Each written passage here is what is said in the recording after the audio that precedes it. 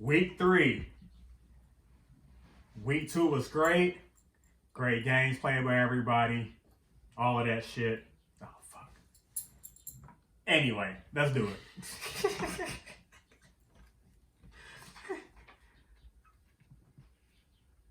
All right, our first game is Inkster versus Dearborn. Friend, what do you got?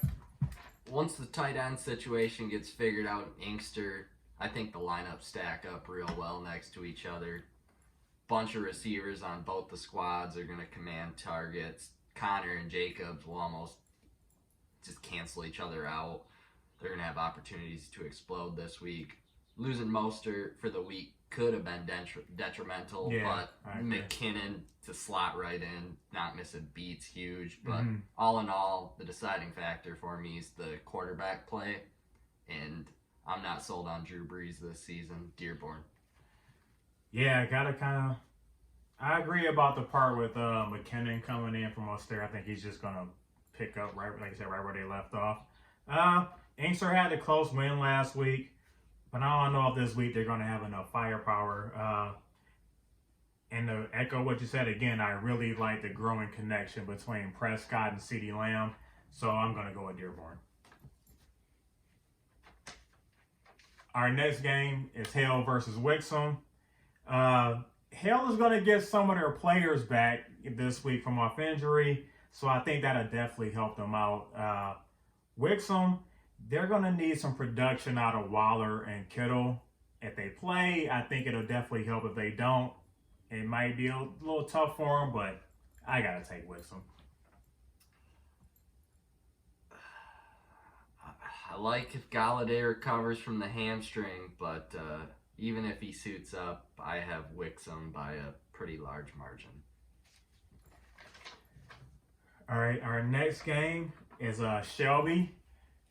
The Shelby Shockers. Yeah, I first want to talk about that. They changed the name up, maybe change the energy. Maybe it takes them to a title and a win this week versus Rochester. I think Wentz is going to have a nice game this week versus Cleveland, a nice bounce back game.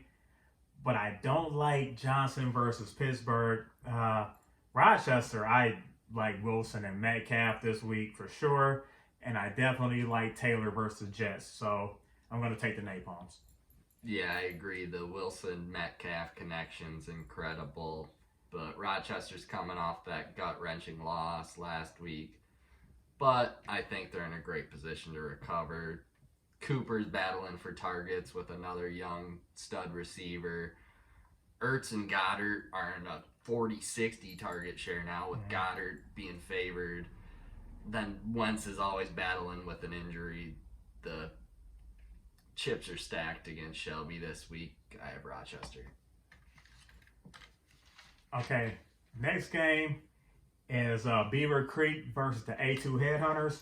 What do you think? It's good to see Robbie Anderson in the flex now. He has been phenomenal. Kind of surprising. I didn't think Bridgewater could air it out like that, but for A2, I like Diggs again this week, and signing Davis could be huge. He went for $5. Nice signing.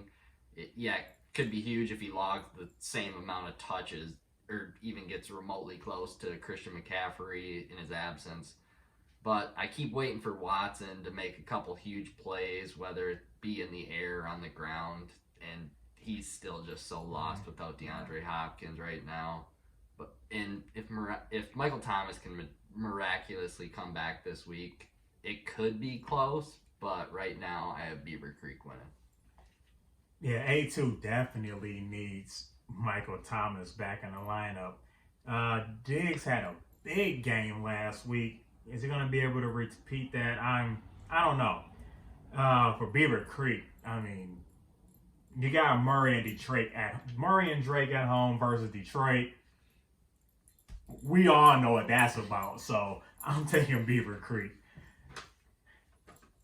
Our next game, the 55 Savage versus Ridgemont, the newest team. Welcome back, Mancina. 55, I guess that's for the $55 spent on Freeman.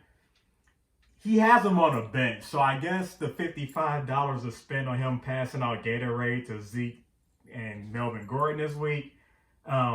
Mancina's back after 1 year. I'm excited for him to be back. I think karma's crazy, so I'm taking Ridgemont on this one. Yeah, shit. Freeman better be sweet. In that starting lineup for $55. I thought I was going out on thought I was getting crazy for 35, but Ann Arbor sells the team and they move to Ridgemont. It's a newsworthy matchup with all the moves, and my game of the week and upset of the week. I like Project Pat in a shootout with Baltimore. Fitzgerald and the Cardinals receivers are going to have a field day against Detroit. Eckler will finally find the end zone this week and turn it around. Give me the newly moved Ridgemont Reachers. All right, our next game is the Cairo Cobras versus Riverdale. What do you think? All right, star receiver for each team dealing with a hamstring injury, and if either were to sit out, it's huge and could sway it in the other team's favor. Cam's turned back the clock the first two games. Bill Belichick has him just going crazy out there. I mean, I guess who else do they have? Everyone opted out. But yeah, I like him slotted over Brady this week. I like Hopkins and Adams to keep their hot starts going, and I think Hooper finally somewhat breaks out this week, and I'm going to roll with Riverdale. Well, let me tell you something, Trevor. We beat them in the championship last season by like 200 points. When everybody thought we were going to lose, we're going to beat them again. How about that? Our game of the week, my game of the week, I should say, is Vegas versus Houston. Vegas has been a surprise so far. They surprised me, man. Clyde Edwards-Helaire has been a revelation. Chark is out, but he's got the backup, so I guess that works out for him.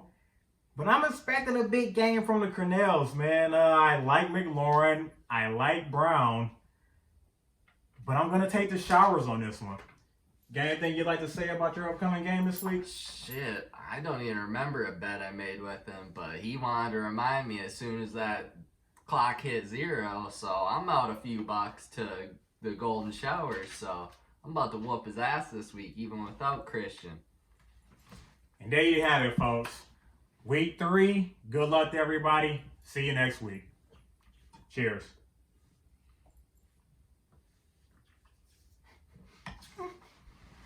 Oh, he's probably going to kick my ass.